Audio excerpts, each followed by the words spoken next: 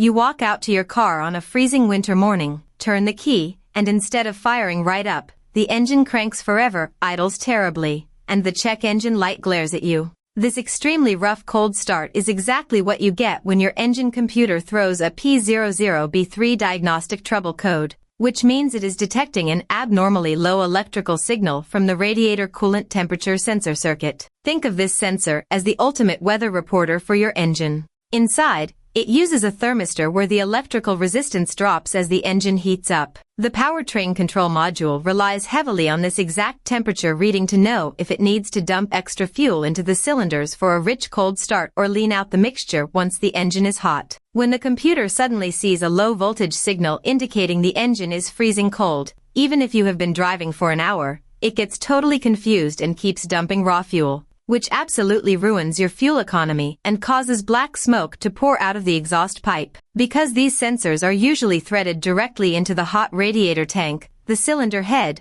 or a heavy coolant crossover pipe, they take a massive beating from extreme thermal cycling and underhood vibration. Your absolute first step should be to wait until the engine is completely cold, grab a flashlight, and visually inspect the electrical connector plugging into the sensor. The plastic on these connectors gets incredibly brittle over time, and it is very common for the locking tabs to snap off or the internal metal pins to get covered in green corrosion from tiny, slow coolant leaks. If the wiring harness looks perfect, grab your digital multimeter, unplug the sensor, and measure the internal resistance across the two pins. Compare the ohms reading against the specific temperature chart in your factory service manual. If the sensor is completely dead or reads out of specification, swapping in a new one and topping off any lost coolant is usually a very straightforward fix that will immediately restore your smooth idle and fuel mileage.